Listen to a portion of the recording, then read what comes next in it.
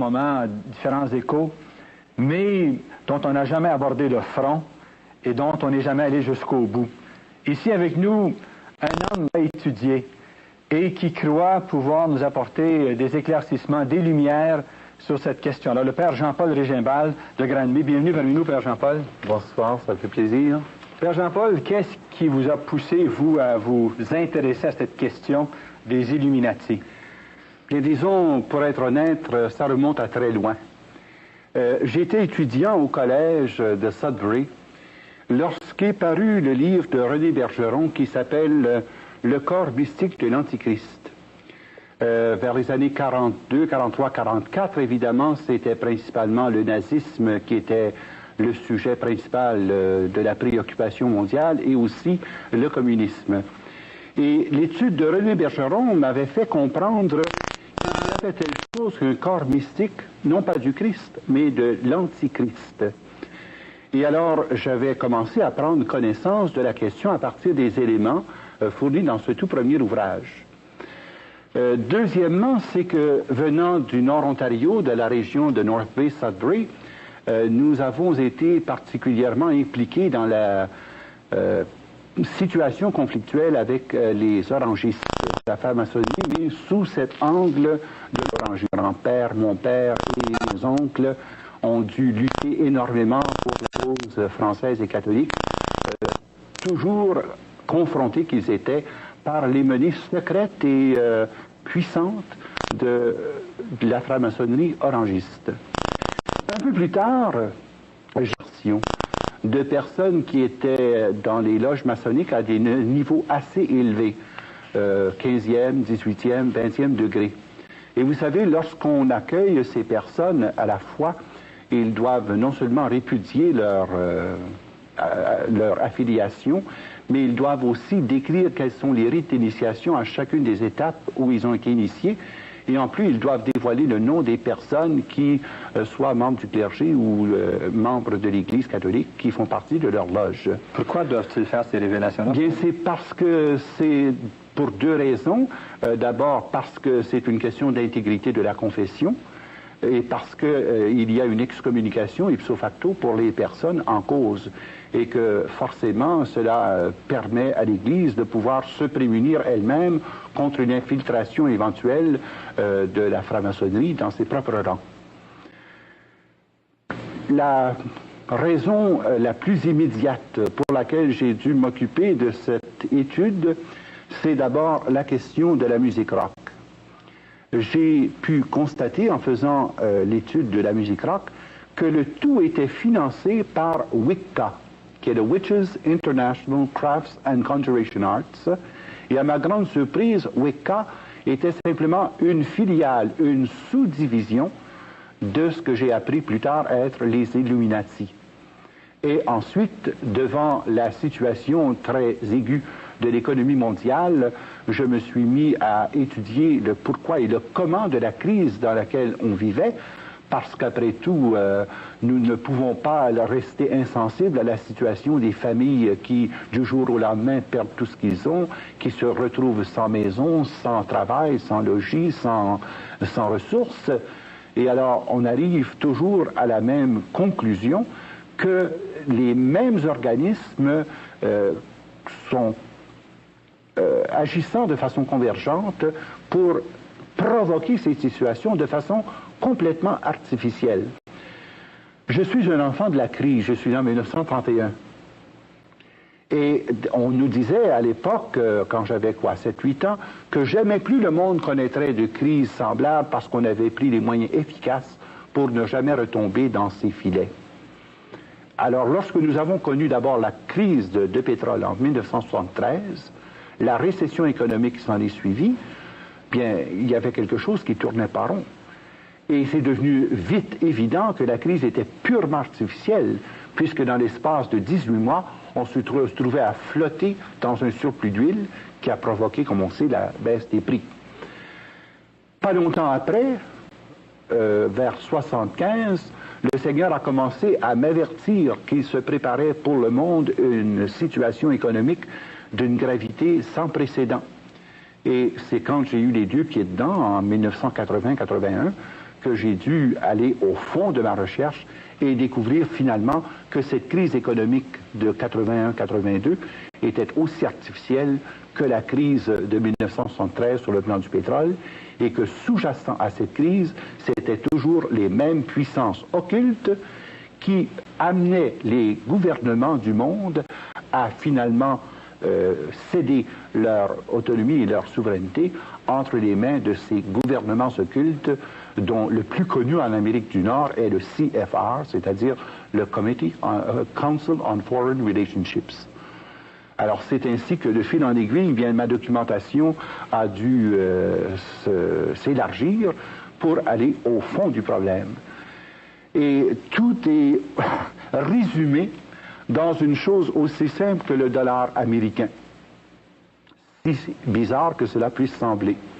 Alors ce dollar américain, évidemment, j'aimerais qu'on prenne un close-up de ce premier segment du médaillon que l'on nous fait croire être véritablement le sceau des États-Unis.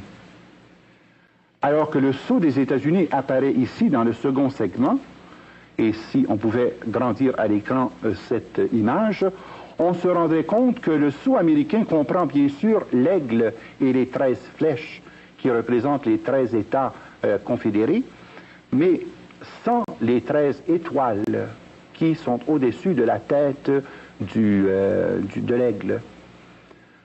En faisant des recherches là-dessus, je me suis rendu compte, et la recherche a été faite notamment dans le domaine particulier de cette fondation des Illuminati, par un Canadien, William Guy Carr, qui était relié au service d'intelligence de l'armée canadienne, et qui a clairement mis en évidence dans ce livre, Pawns in the Game, la véritable histoire de ce sceau pseudo-américain sur le dollar américain. En réalité, c'est le sceau des Illuminati. Les Illuminati ne sont pas autre chose qu'une secte qui, à l'intérieur de la franc-maçonnerie, exerce au plus haut niveau le culte de la lumière qui leur vient non pas de Dieu, Père, Fils et Esprit Saint, mais qui leur vient de Lucifer, le porteur de lumière. Et quand on voit sur le dollar américain « In God we trust », le God dont il est question n'est pas le Dieu Trinité, ni le Dieu Yahweh, mais est nul autre que Lucifer, le Dieu qui est adoré et vénéré par les Illuminati, auxquels les Illuminati se consacrent,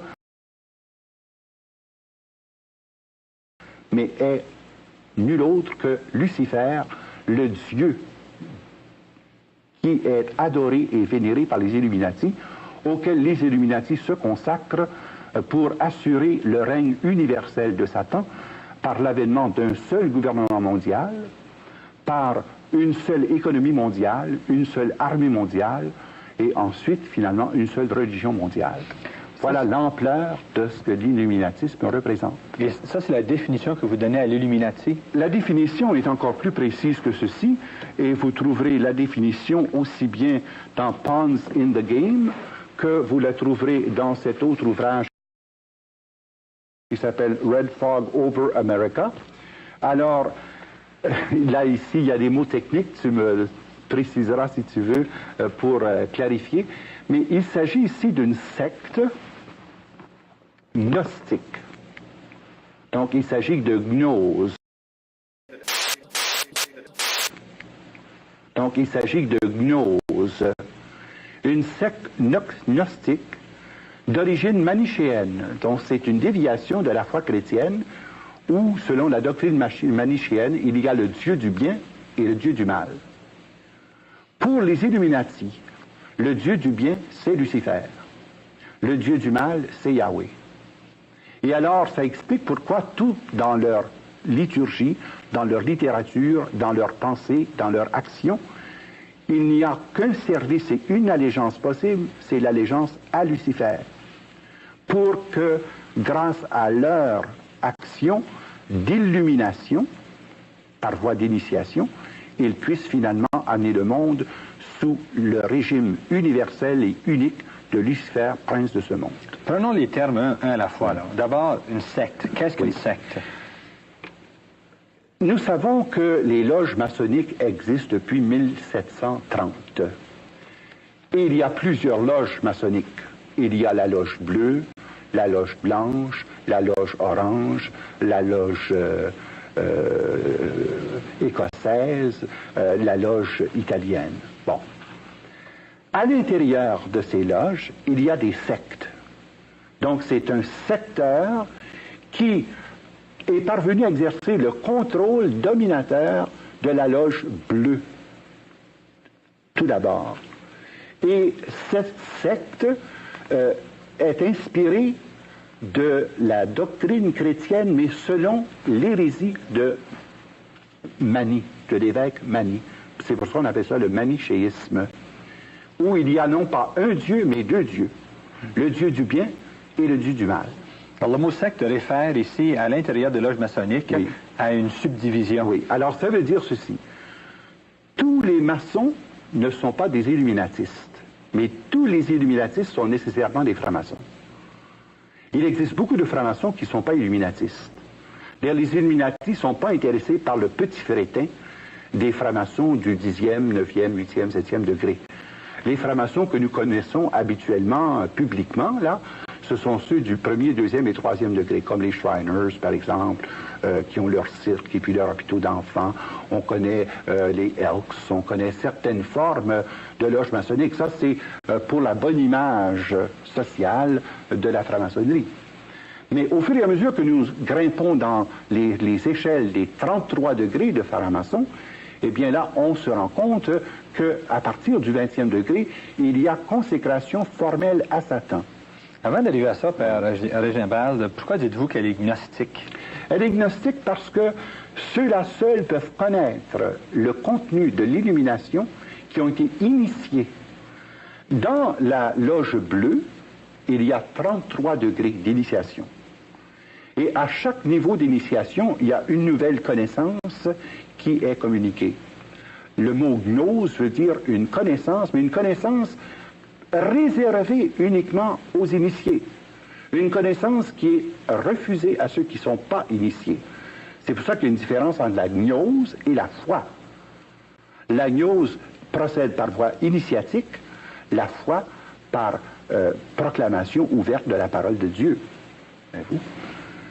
Alors, c'est dans ce sens-là qu'il s'agit d'une gnose, donc une secte gnostique de caractère manichéenne, parce qu'on croit qu'il n'y a pas un Dieu mais deux dieux.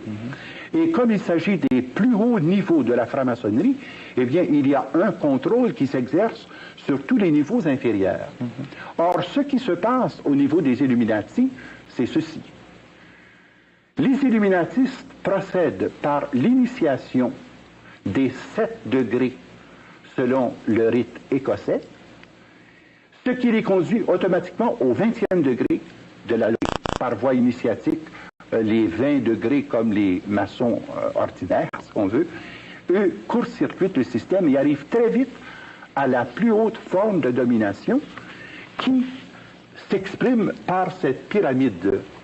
La pyramide est le symbole privilégié de la maçonnerie. Et ce symbole recouvre un contenu considérable, car on sait que dans la pensée gnostique, comme dans la pensée initiatique, la pyramide est le signe de la puissance. Mais ce qui est particulier chez les Illuminati, c'est que vous avez des gens qui occupent les plus hauts niveaux de contrôle, d'abord à partir des 13 prêtres druides qui directement et concrètement consacrent les initiés à Satan et qui doivent présider à tous les rites formels des Illuminati dans le monde. Et ce sont les mêmes 13 qui exercent leur puissance aussi bien au niveau de l'Amérique du Nord par le CFR dont j'ai parlé il y a un moment, qu'ils le font en Europe par la synarchie, qu'ils le font ensuite par le truchement des Illuminati italiens et arabes, et finalement, vous avez l'autre qui s'appelle le Round Tables, qui contrôle tout le Commonwealth.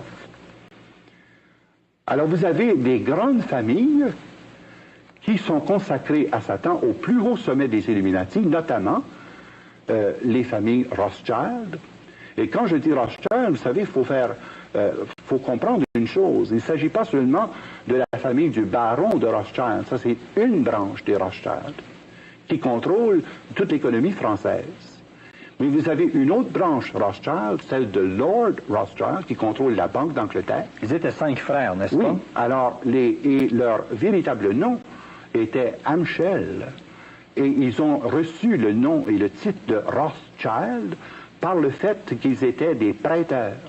Et que le mot Roth veut dire rouge et Shield, écu. L'écu rouge était le symbole des prêteurs. Et comme ils avaient prêté notamment au prince de Savoie, comme ils avaient prêté au roi de France, comme ils avaient prêté au roi d'Italie, eh bien à ce moment-là, les redevances étaient, comme ils ne pouvaient pas remplir leurs obligations, de leur confier des baronnies et des lordships. Et c'est ainsi que les Rothschild ont contrôlé un grand secteur, notamment en Europe, c'est-à-dire la France, la Suisse et l'Angleterre. Et par l'Angleterre, le contrôle du Commonwealth. Mais en Amérique, ça a été principalement la famille Rockefeller. Et beaucoup de gens ne savent pas que les Rockefeller ne sont pas juifs. Les Rockefeller sont français. C'est de Roquefeuille. Et les Rockefeller ont construit leur fortune aux États-Unis, et pour réussir en Amérique, ont pris le nom de Rockefeller. Mais originalement, c'était des Huguenots français qui ont quitté la France à cause de la persécution, qui finalement se sont établis sous le nom de Rockefeller et ont créé l'empire que nous connaissons. Et la pyramide que j'ai ici présentement illustre l'empire Rockefeller qui contrôle non seulement l'Amérique du Nord, mais qui contrôle aussi tous les intérêts affiliés des multinationales sur le plan économique. Vous parlez de prêtres druides, et ensuite vous parlez des Rothschild, des Rockefeller. Oui.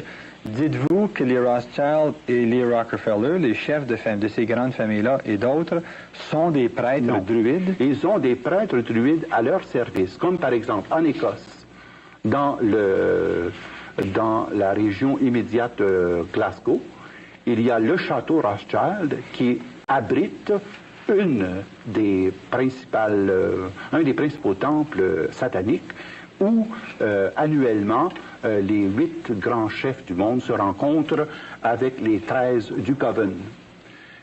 Et ce sont les mêmes 13 prêtres druides qui sont les personnes consacrées au culte de Satan et qui doivent présider au contrat satanique à l'intérieur et de la franc-maçonnerie et des Illuminati. Parce qu'au sommet, franc-maçon et Illuminati se confondent. Tandis que au sommet, franc-maçon et Illuminati se confondent. Tandis que en bas de l'échelle, disons en bas du 20e degré, quelqu'un peut être franc-maçon sans jamais avoir même entendu parler des Illuminati. Et c'est ça qui est la confusion. Maintenant, d'autre part, en dessous des 13 qu'il y a ici, là, les 13, parce que pour faire un coven, il faut 13 prêtres, vous avez les 33 grands initiés. Ça, ce sont les 33 chefs du 33e degré qui nécessairement appartiennent aux 8 familles dont j'ai mentionné les noms, qui, eux, contrôlent les 500 Bilderbergers. Et c'est intéressant parce que tout récemment avait lieu à Montebello la 24e rencontre des Bilderbergers. En juin 83. Et cette rencontre de Montebello était capitale et devait se faire avant la rencontre de Williamsburg parce qu'on décidait de mettre en marche le nouveau système monétaire pour le monde pour 1986. Il fallait donc que les 500 Bilderbergers établissent leur décret avant que les ministres des Finances puissent prendre leurs décisions pour orienter l'économie vers l'intégration du Cashless Society pour 86. Et ça se passait à 2 pas d'ici, à Montebello. Vous savez pourquoi à Montebello? Pourquoi? C'est parce que Montebello est le lieu où a été enterré Louis-Joseph Papineau. Louis-Joseph Papineau était un franc-maçon, illuminatiste, et c'est sur la tombe de Louis-Joseph Papineau que se font des initiations, soit tous les ans, soit tous les 2 ans. Et vous avez remarqué que depuis quelque temps, les sommets économiques ont lieu à Montebello. Il y en a eu un sommet économique il y a 2 ans, et il y a eu cette année encore la rencontre des Bilderbergers, parce qu'après, il y a l'initiation des grands initiatives, des grands Illuminati, qui remplacent ceux qui sont décédés ou qui ont été limogés dans le cours de leur exercice. Père Jean-Paul, est-ce que les personnes impliquées dans l'organisation de cette rencontre à Montebello et soit des Illuminati qui viennent d'avoir lieu, ou bien l'entente des présidents des États-Unis, président de France, le premier ministre d'Angleterre, premier ministre du Canada, toutes ces personnes-là, est-ce que ces gens sont au courant? Est-ce qu'ils le savent? Est-ce que c'est conscient, ces rencontres face à cette mainmise mondiale, aux Illuminati? C'est bien clair que c'est connu, su et volontaire. Parce que pour pouvoir avoir accès au haut niveau des Illuminati, il faut d'abord que tu aies accès aux Bilderbergers. Il y a 1600 Bilderbergers dans le monde. Qui sont les Bilderbergers? D'abord, le nom de Bilderberger vient du fait que la première rencontre en 1954 s'est faite à l'hôtel Bilderberg en Hollande. Et que le président permanent des Bilderbergers est le prince Bernard. Bon. Le prince Bernard, qui contrôle une partie importante de l'économie européenne, et ensuite la reine Juliana, dont les intérêts dans le Dutch Shell Oil Industries et sa propriété personnelle, finalement, regroupe sous l'égide du prince Bernard des personnes aussi reconnues, n'est-ce pas, que les Onassis, les Kennedy, pour les Canadiens, c'est Cyrus Eaton. Vous avez d'autre part John Foster Dulles, les Rothschild, le président Giscard d'Estaing, qui était d'ailleurs membre éminent de la loge française. Et vous avez Margaret Thatcher, évidemment, qui est à la tête des Round Tables.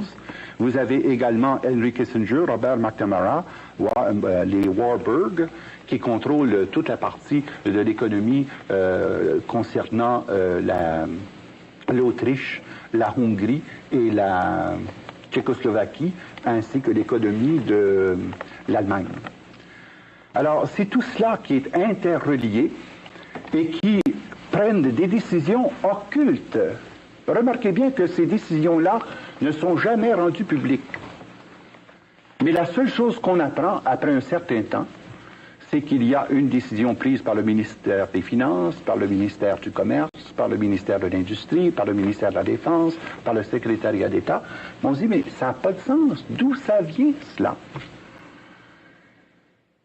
La source par laquelle les Illuminati s'insèrent dans les gouvernements nationaux, c'est quand un pays, dans une situation économique, emprunte des sommes colossales, dont ils ne peuvent pas payer les intérêts, encore moins le capital, et qu'alors, au lieu de mettre un pays en déficit, eh bien, on le met en situation de négocier tel ou tel pouvoir. Et une fois que tu as négocié le pouvoir des 5 principaux ministères, tu as le contrôle du pays. Or, le Time Magazine, depuis à peu près 4 mois, ne cesse de nous montrer l'état complètement déficitaire de 37 pays. Et on oublie souvent que le nom du Canada apparaît dans cette liste. Parce que le Canada n'a pas seulement un déficit de 30 milliards. Ça, c'est le chiffre officiel qui nous est donné. Ça, c'est le déficit d'opération. Mais le déficit réel du Canada est de 496 milliards. Ce que vous dites, Père Jean-Paul, oui, c'est que les banquiers mondiaux, les financiers mondiaux prêtent de l'argent au gouvernement pour des grands projets, des méga-projets, ainsi de suite. Et ensuite, les gouvernements ne peuvent repayer ces intérêts, ne peuvent repayer ces capitaux. Oui. Ils sont donc obligés de donner autre chose aux banquiers mondiaux en échange. Et ce qu'ils leur donnent, c'est la mainmise sur certains pouvoirs. Ça, c'est sur le plan économique. Mais la même chose est vraie sur les autres plans. Sur le plan politico-militaire, sur le plan religieux et sur le plan socio-culturel.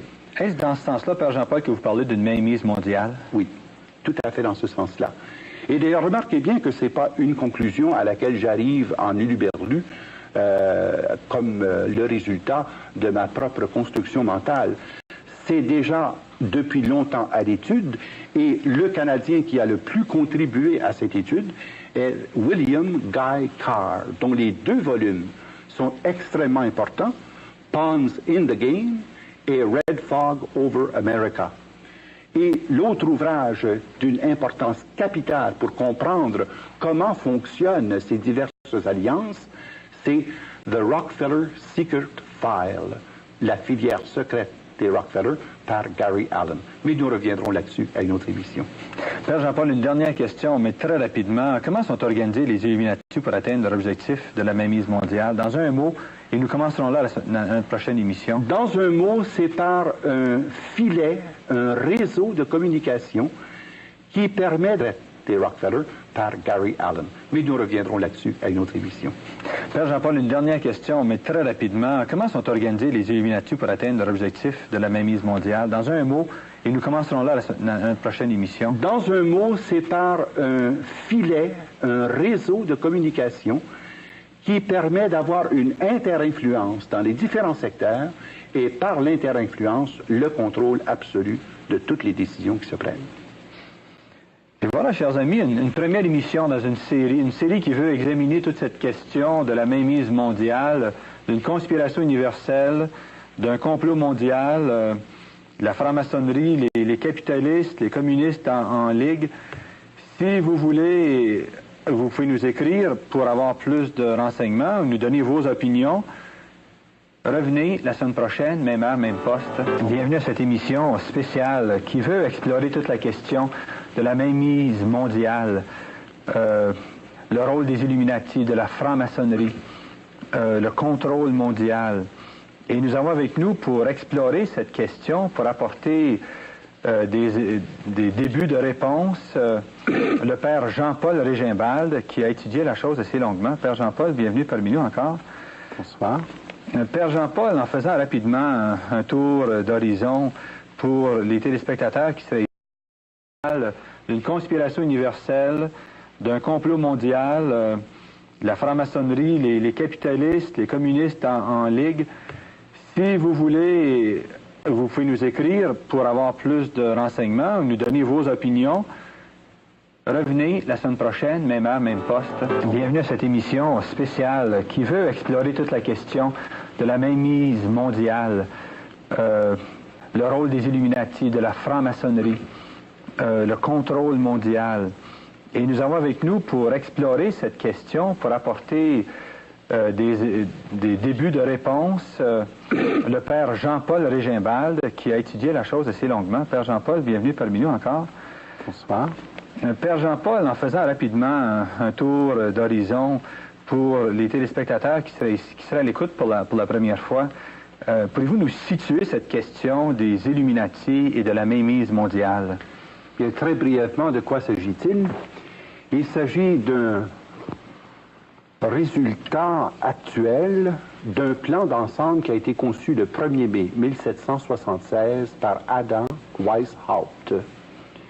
Et Adam Weishaupt a su réunir autour de lui les grands financiers de l'Europe pour parvenir à établir des formes, toutes formes de gouvernement et de religion, pour établir un seul gouvernement mondial, une seule religion mondiale, un seul système économique mondial sous l'égide de Lucifer.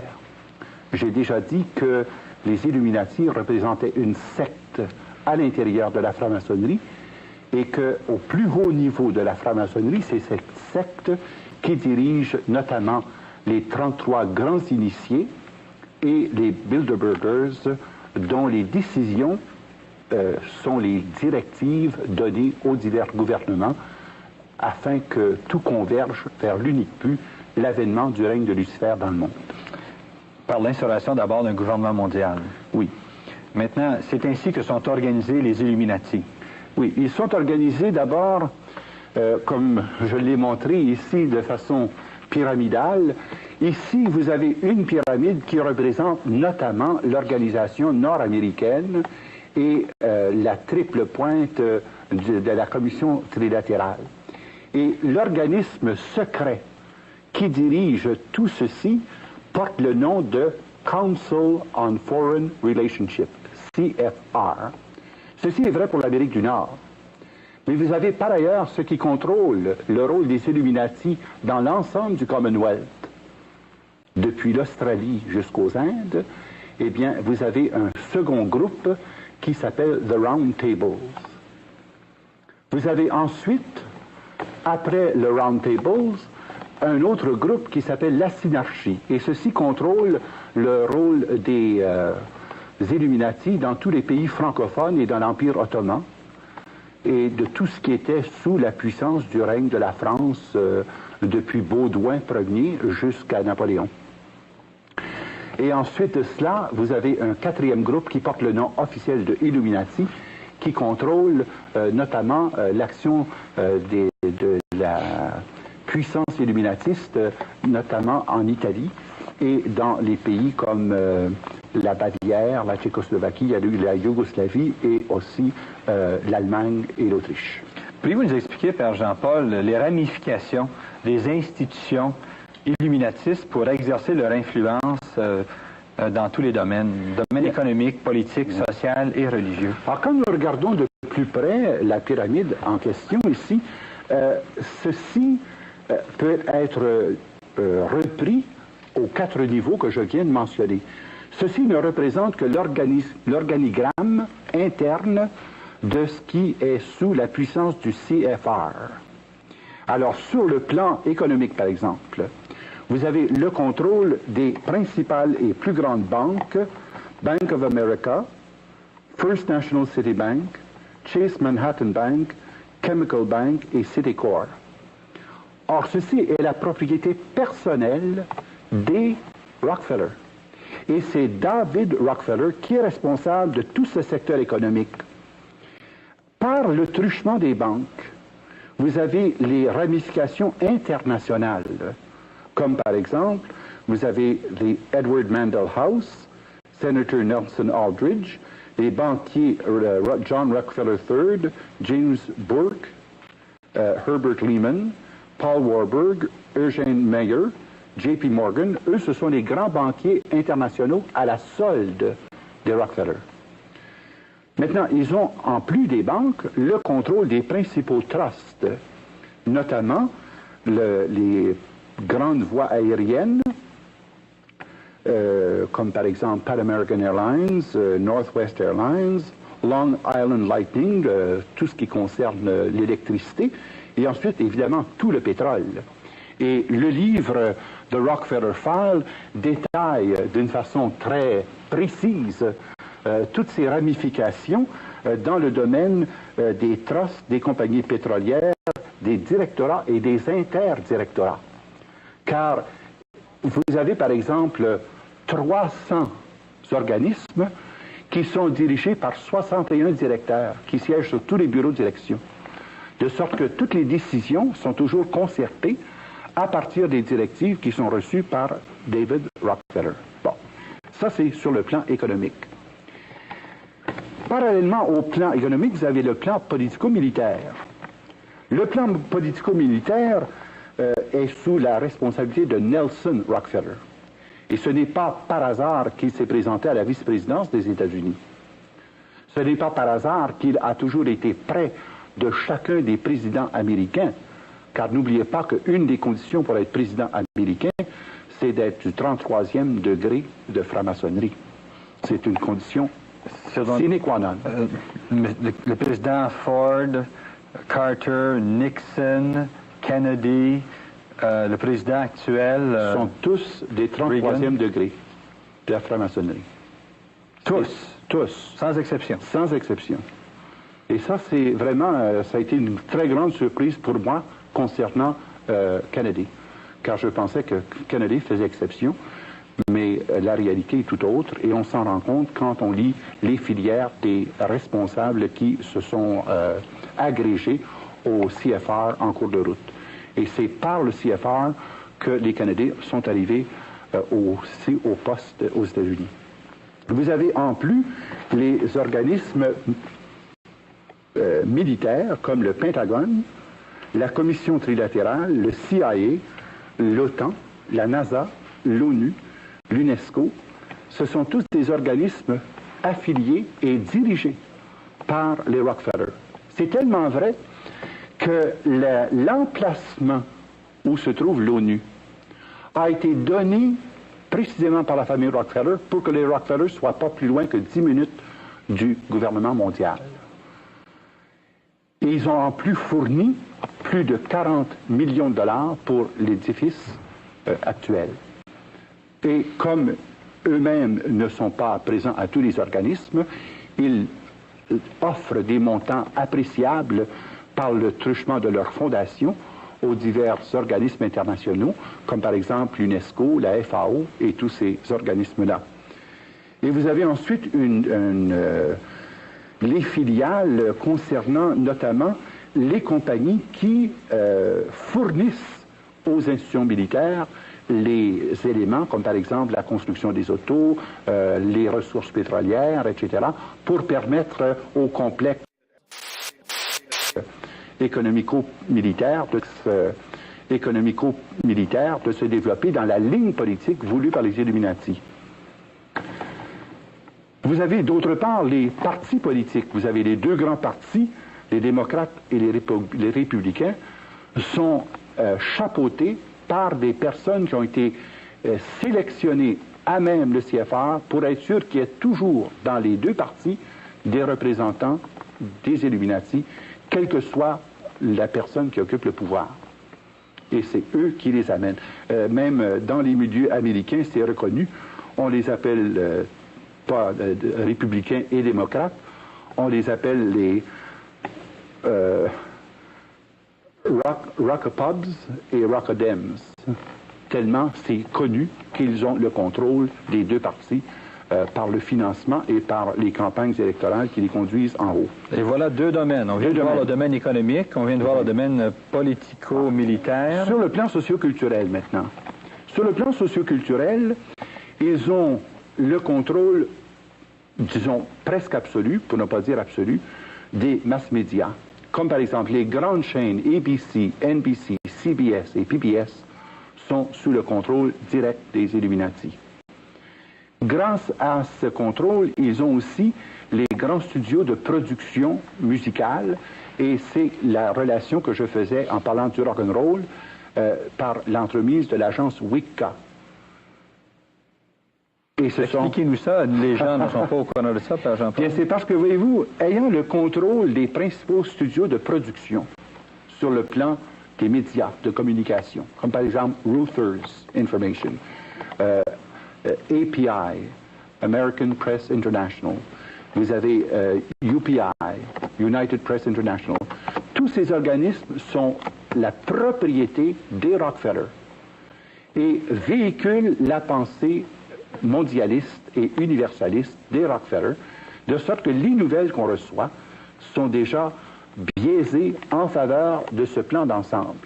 Maintenant, ces gens-là sont ni fous ni imbéciles. Alors, ils savent travailler à long terme pour préparer le terrain et amener les gens petit à petit à pouvoir recevoir de façon, eux autres ils disent, by conquest or consent, recevoir par voie de conquête ou par voie de consentement les enseignements des illuminatistes. Et ensuite, dans le domaine des fondations, ça c'est encore une façon dont ils se servent pour contrôler des secteurs importants, de la recherche médicale par exemple, de la recherche des arts, le théâtre, les fondations, notamment les 4 fondations Rockefeller, les 5 fondations Carnegie, le Ford Foundation, Casey Foundation, Guggenheim Foundation, sont toutes sous le contrôle des Illuminati et qui sont régis par John D. Rockefeller III, le petit-fils de John Rockefeller.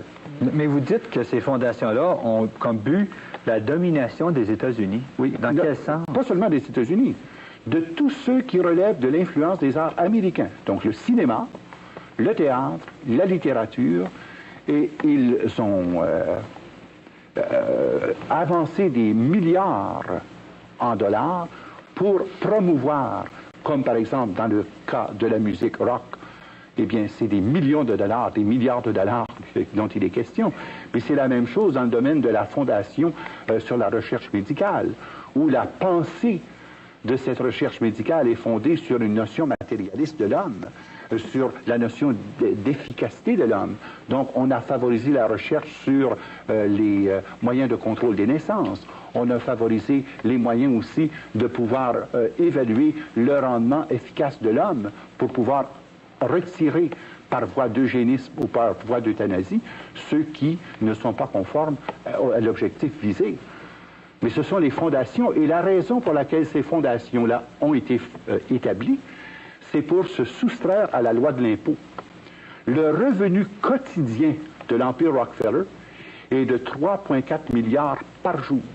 Et ces gens-là ne payent pas un sou de taxes. 3,4 milliards par jour. Oui, parce qu'ils ont un contrôle à peu près complet de tous les domaines financiers, économiques, politiques et militaires. Ils ont finalement des fonds illimités pour arriver à leur fin. Bien, c'est ça. Alors, pour pouvoir éviter la taxation, ils ont le nombre de fondations voulues et ils peuvent, par la voie des fondations, nommer des directeurs dans différents établissements pour contrôler notamment l'éducation. Et vous avez ici, sur le plan éducation, la Commission générale de l'éducation, qui existe aux États-Unis, qui n'est pas sous le contrôle de l'État. The National Education Association ne relève pas du ministère de l'Éducation, du comité du gouvernement américain. Il s'agit ici d'un organisme complètement coupé, qui est sous la régie des Illuminati, ce que vous explique pourquoi, dans l'enseignement de l'histoire, dans les manuels, dans les films éducatifs, eh bien, ils laissent passer manuels, dans les films éducatifs, eh bien, ils laissent passer, goutte à goutte, leur enseignement, et petit à petit, font le brainwashing nécessaire pour préparer, conditionner les gens à être, non pas citoyens américains, mais citoyens du monde. Car l'affiliation de ces gens-là n'est pas une affiliation nationale, c'est une affiliation supranationale en vue d'un gouvernement mondial où, finalement, l'autonomie et la souveraineté nationale est même remise d'avance à ce futur gouvernement mondial sous l'égide de Lucifer.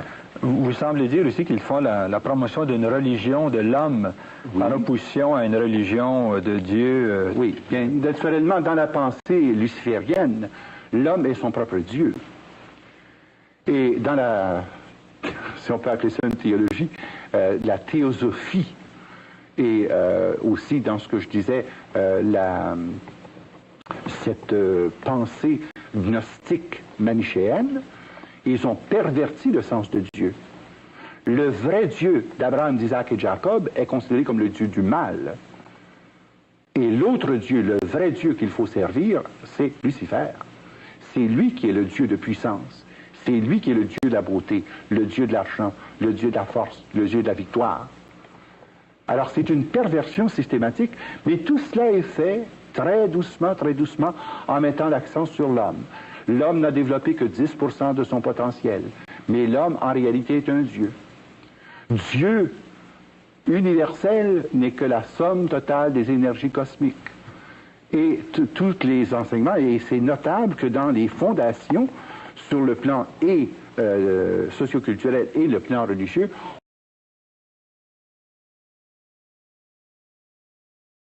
on favorise par exemple la fondation Casey et on favorise aussi le mind control, comme par exemple le Dr Murphy, la méthode da Silva, les grands maîtres.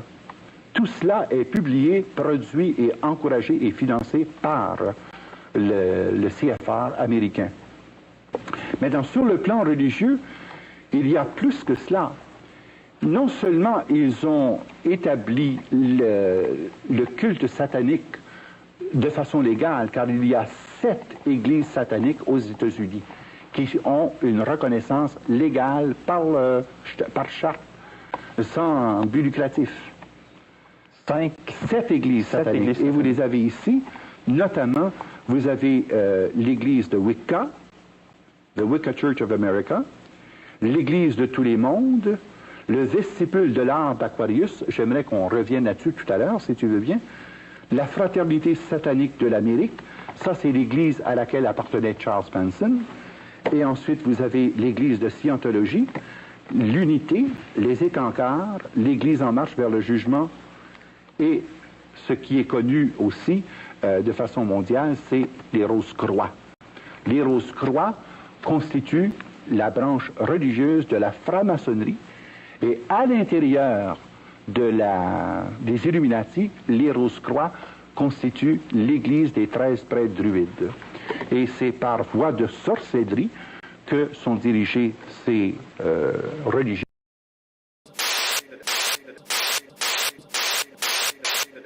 Sorcellerie que sont dirigées ces religions sataniques qui ont pignon sur rue en Amérique. En plus de cela, il y a l'infiltration des séminaires chrétiens. Et ce qui est le plus remarquable, j'aimerais attirer votre attention sur le Union Theological Seminary of New York. Parce que beaucoup de docteurs en théologie actuels reçoivent leur doctorat de cette institution, qui a été fondée précisément pour promouvoir le libéralisme théologique et pour promouvoir ces thèses qui viennent détruire la notion de Dieu Trinité, Unity Church, Universal Church, de sorte qu'on en arrive par le plus bas dénominateur commun à avoir une seule Église mondiale, mais dont le God n'est pas Dieu Père, Fils et Esprit Saint, mais dont le God n'est autre que Lucifer. Pourquoi vouliez-vous nous parler davantage des vestibules de l'art d'Aquarius? Bien, parce que c'est par le truchement des vestibules d'art d'Aquarius que nous avons été, en quelque sorte, exposés à un phénomène très important qui a pris, disons, la vedette publique lors de la publication d'une pleine page en nous disant que le Christ Maitreya était arrivé. Je ne sais pas si vous vous souvenez, et dans tous les journaux du monde, il est paru un article pleine page du Maitreya, et le voici. Ici, j'ai l'édition de Montréal, samedi le 24 avril, la presse. Le Christ est ici maintenant. Ça m'a beaucoup intrigué lorsque ça parut, parce que la seule référence qu'on avait, c'était les Tara Center. Et voici qu'une avocate américaine, cette avocate américaine du nom de Constance Combe, a fait la recherche de ces organismes. Et sa recherche l'a conduit aux mêmes conclusions que j'avais trouvées concernant les domaines des infiltrations. Pour One World Order, One World Church, et leur symbole est l'arc-en-ciel. Et ça porte the Rainbow Movement. Le nom porte the Rainbow Movement. C'est pourquoi le titre du livre, c'est The Hidden Dangers of the Rainbow. Mais il s'agit ici du nouvel ordre social, le nouvel ordre de l'an 2000 pour la société de demain, le même nouvel ordre qui apparaît dans le sigle illuminatiste Novus Ordo Seclorum, que je vous montrais sur l'endos du dollar américain. Alors, c'est le vestibule of the Aquarian Age, là, qui sert de véhicule pour toute cette pensée. Et c'est par là que l'on connaît, par exemple, la fraternité blanche. Cette fraternité blanche qui prolifère, qui a plus de 10 000 centres à travers le monde. C'est par le truchement de ce groupe du vestibule que nous arrive, par exemple, ce qu'on appelle the Aquarian Bible of Jesus Christ, qui est au fond la Bible satanique. Et vous avez The Age of Aquarius, tout ce qui a été proclamé que nous sommes dans l'ère du Verseau. C'est la manifestation de cet organisme qui agit de façon fort secrète, mais universelle, et qui parvient ainsi à déjà conditionner les milieux chrétiens, musulmans et juifs à rejeter toute notion de Dieu pour le remplacer par Lucifer. Père Jean-Paul, à voir les 4 domaines, le domaine économique, le domaine religieux, le domaine politique, socio-culturel, politico-militaire, les 4 domaines qui sont si fortement infiltrés et contrôlés, oui, avec les différents points que vous avez soulevés, c'est à croire que ce groupe des Illuminati est à la fois très puissant et très dangereux. Et très secret. Et très secret. Oui. Est-ce dire qu'ils ne peuvent être vaincus? Absolument pas. Car dans la position qui est la nôtre, notre espérance est le Christ, Jésus. Et Jésus, lorsqu'il a vaincu le monde, la mort et le péché a déclaré qu'il établissait son Église et que les portes de l'enfer ne prévaudront jamais contre elle. Et quelle que soit la puissance de ces organismes, quel que soit le raffinement de leur organisation, le prince des ténèbres devra nécessairement céder le pas au roi de lumière qui est Jésus-Christ, sauveur du monde. Bien sûr que Satan gagne plusieurs manches. Bien sûr qu'en apparence, il aura même pratiquement le contrôle universel pour un temps. Même l'Apocalypse nous dit que pendant 3 ans et demi, le prince de ténèbres aura le contrôle mondial. Mais n'oublions pas que tant dans l'Évangile que dans les épîtres de Paul que dans l'Apocalypse, la victoire ultime, c'est le Seigneur Jésus, roi des rois, qui doit venir précisément restaurer et revigorer son Église dans la beauté primitive.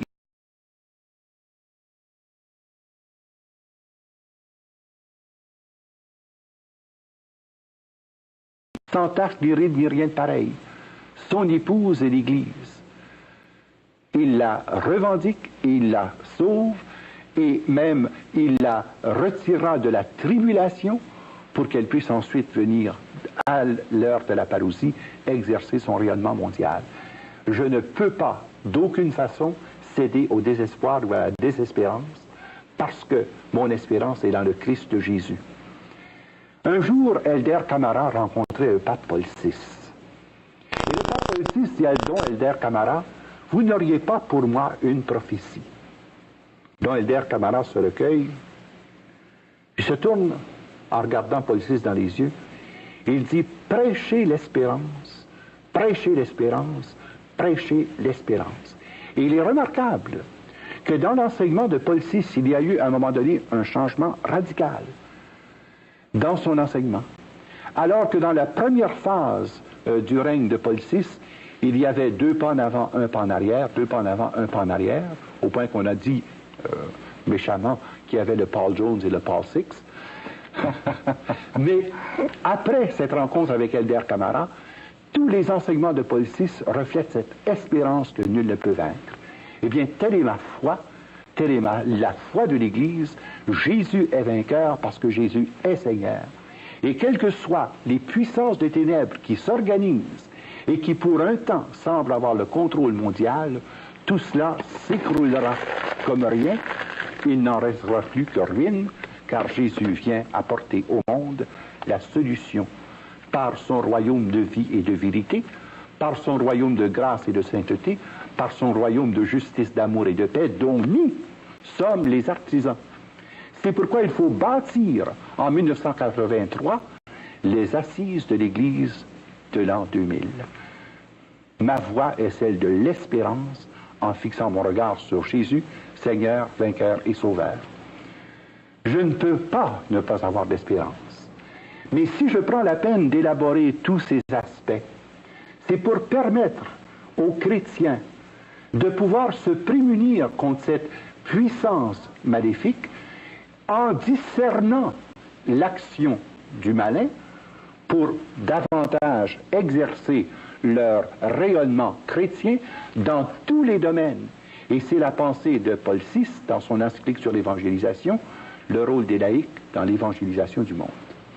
Chers amis, notre série se poursuit la semaine prochaine en examinant des efforts pratiques que chacun d'entre nous, on peut entreprendre pour s'assurer d'une réussite. Paul Regimbald cherche à nous expliquer ses idées sur le complot universel, la conspiration mondiale des Illuminati qui cherche à prendre le contrôle mondial par l'économie afin d'établir un gouvernement mondial. Dans l'émission, nous en avons examiné certains aspects. Dans cette émission-ci, nous désirons examiner le complot dans sa dimension universelle. Dans cette dimension...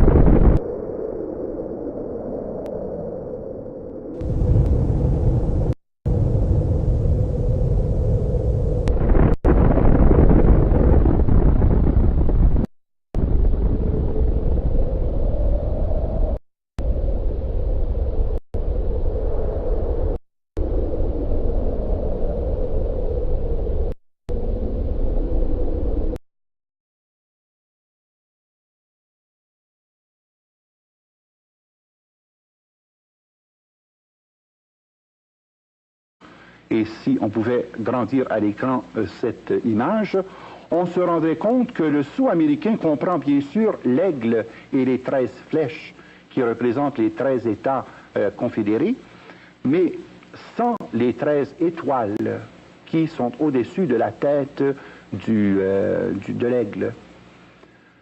En faisant des recherches là-dessus, je me suis rendu compte, et la recherche a été faite notamment dans le domaine particulier de cette fondation des Illuminati, par un Canadien, William Guy Carr, qui était relié au service d'intelligence de l'armée canadienne, et qui a clairement mis en évidence dans ce livre, Pawns in the Game, la véritable histoire de ce sceau pseudo-américain sur le dollar américain.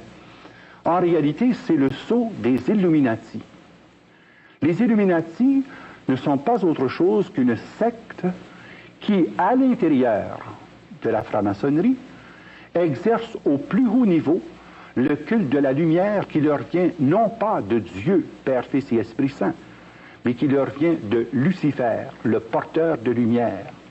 Et quand on voit sur le dollar américain « In God we trust », le God dont il est question n'est pas le Dieu Trinité, ni le Dieu Yahweh, mais est nul autre que Lucifer, le Dieu qui est adoré et vénéré par les Illuminati, auquel les Illuminati se consacrent, mais est nul autre que Lucifer, le Dieu qui est adoré et vénéré par les Illuminati, auquel les Illuminati se consacrent pour assurer le règne universel de Satan par l'avènement d'un seul gouvernement mondial, par une seule économie mondiale, une seule armée mondiale, et ensuite, finalement, une seule religion mondiale. Voilà l'ampleur de ce que l'illuminatisme représente. Et ça, c'est la définition que vous donnez à l'Illuminati? La définition est encore plus précise que ceci, et vous trouverez la définition aussi bien dans Pawns in the Game que vous la trouverez dans cet autre ouvrage qui s'appelle Red Fog Over America. Alors, là, ici, il y a des mots techniques, tu me préciseras si tu veux pour clarifier, mais il s'agit ici d'une secte gnostique. été insensible à la situation des familles qui, du jour au lendemain, perdent tout ce qu'ils ont, qui se retrouvent sans maison, sans travail, sans logis, sans ressources. Et alors, on arrive toujours à la même conclusion que les mêmes organismes sont agissant de façon convergente pour provoquer ces situations de façon complètement artificielle. Je suis un enfant de la crise, je suis en 1931. Et on nous disait à l'époque, quand j'avais 7-8 ans, que jamais plus le monde connaîtrait de crise semblable parce qu'on avait pris les moyens efficaces pour ne jamais retomber dans ces filets. Alors, lorsque nous avons connu d'abord la crise de pétrole en 1973, la récession économique qui s'en est suivie, bien, il y avait quelque chose qui tournait pas rond. Et c'est devenu vite évident que la crise était purement artificielle, puisque dans l'espace de 18 mois, on se trouvait à flotter dans un surplus d'huile qui a provoqué, comme on sait, la baisse des prix. Pas longtemps après, vers 1975, le Seigneur a commencé à m'avertir qu'il se préparait pour le monde une situation économique d'une gravité sans précédent. Et c'est quand j'ai eu les 2 pieds dedans, en 1980-81, que j'ai dû aller au fond de ma recherche et découvrir finalement que cette crise économique de 81-82 était aussi artificielle que la crise de 1973 sur le plan du pétrole, et que sous-jacent à cette crise, c'était toujours les mêmes puissances occultes qui amenaient les gouvernements du monde à finalement céder leur autonomie et leur souveraineté entre les mains de ces gouvernements occultes, dont le plus connu en Amérique du Nord est le CFR, c'est-à-dire le Council on Foreign Relationships. Alors c'est ainsi que de fil en aiguille, bien, ma documentation a dû s'élargir pour aller au fond du problème. Et tout est résumé dans une chose aussi simple que le dollar américain. Si bizarre que cela puisse sembler. Alors ce dollar américain, évidemment, j'aimerais qu'on prenne un close-up de ce premier segment du médaillon que l'on nous fait croire être véritablement le sceau des États-Unis. Alors que le sceau des États-Unis apparaît ici dans le second segment, l'occupation mondiale et aussi le communisme. Et l'étude de René Bergeron m'avait fait comprendre qu'il y avait telle chose qu'un corps mystique, non pas du Christ, mais de l'Antichrist. Et alors, j'avais commencé à prendre connaissance de la question à partir des éléments fournis dans ce tout premier ouvrage. Deuxièmement, c'est que venant du Nord-Ontario, de la région de North Bay, Sudbury, nous avons été particulièrement impliqués dans la situation conflictuelle avec les orangistes, la franc-maçonnerie, mais sous cet angle de l'orangerie. Mon grand-père, mon père et mes oncles ont dû lutter énormément pour la cause française et catholique, toujours confrontés qu'ils étaient par les menées secrètes et puissantes de la franc-maçonnerie orangiste. Un peu plus tard, j'ai de personnes qui étaient dans les loges maçonniques à des niveaux assez élevés, 15e, 18e, 20e degré.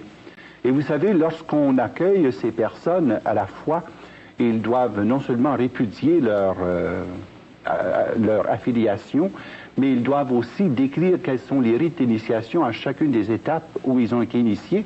Et en plus, ils doivent dévoiler le nom des personnes qui, soient membres du clergé ou membres de l'Église catholique, qui font partie de leur loge. Pourquoi doivent-ils faire ces révélations-là? Bien, c'est parce que c'est pour 2 raisons. D'abord, parce que c'est une question d'intégrité de la confession, et parce qu'il y a une excommunication ipso facto pour les personnes en cause, et que forcément cela permet à l'Église de pouvoir se prémunir elle-même contre une infiltration éventuelle de la franc-maçonnerie dans ses propres rangs. La raison la plus immédiate pour laquelle j'ai dû m'occuper de cette étude, c'est d'abord la question de la musique rock. J'ai pu constater en faisant l'étude de la musique rock que le tout était financé par Wicca. qui est le Witches International Crafts and Conjuration Arts.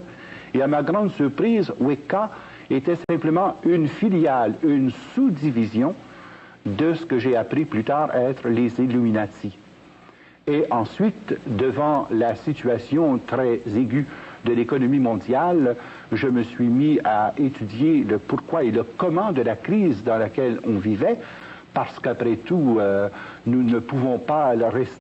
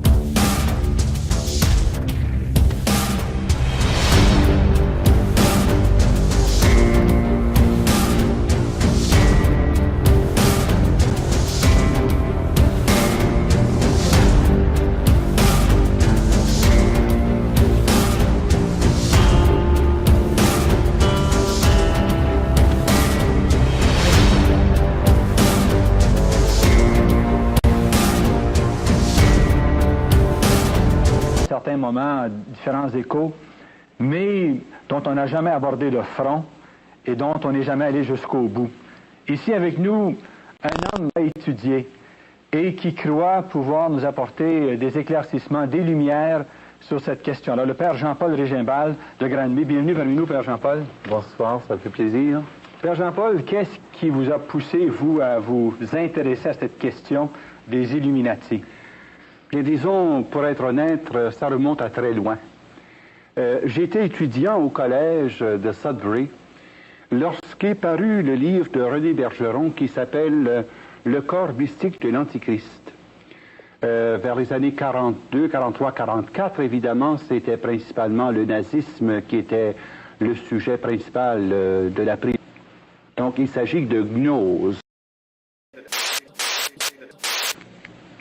Donc, il s'agit de gnose, une secte gnostique d'origine manichéenne. Donc, c'est une déviation de la foi chrétienne où, selon la doctrine manichéenne, il y a le Dieu du bien et le Dieu du mal. Pour les Illuminati, le Dieu du bien, c'est Lucifer. Le Dieu du mal, c'est Yahweh. Et alors, ça explique pourquoi tout dans leur liturgie, dans leur littérature, dans leur pensée, dans leur action, il n'y a qu'un service et une allégeance possible, c'est l'allégeance à Lucifer. Pour que, grâce à leur action d'illumination, par voie d'initiation, ils puissent finalement amener le monde sous le régime universel et unique de Lucifer, prince de ce monde. Prenons les termes un à la fois. D'abord, une secte. Qu'est-ce qu'une secte? Nous savons que les loges maçonniques existent depuis 1730. Et il y a plusieurs loges maçonniques. Il y a la loge bleue, la loge blanche, la loge orange, la loge écossaise, la loge italienne. Bon. À l'intérieur de ces loges, il y a des sectes. Donc c'est un secteur qui est parvenu à exercer le contrôle dominateur de la loge bleue, tout d'abord. Et cette secte est inspirée de la doctrine chrétienne, mais selon l'hérésie de Mani, de l'évêque Mani. C'est pour ça qu'on appelle ça le manichéisme, où il y a non pas un Dieu, mais deux dieux. Le Dieu du bien et le Dieu du mal. Alors, le mot secte réfère ici, à l'intérieur des loges maçonniques, oui, à une subdivision. Oui, alors ça veut dire ceci. Tous les maçons ne sont pas des illuminatistes, mais tous les illuminatistes sont nécessairement des francs-maçons. Il existe beaucoup de francs-maçons qui ne sont pas illuminatistes. Les Illuminati ne sont pas intéressés par le petit féretin des francs-maçons du 10e, 9e, 8e, 7e degré. Les francs-maçons que nous connaissons habituellement, publiquement, là, ce sont ceux du 1er, 2e et 3e degré, comme les Shriners, par exemple, qui ont leur cirque et puis leur hôpital d'enfants. On connaît les Elks, on connaît certaines formes de loges maçonniques. Ça, c'est pour la bonne image sociale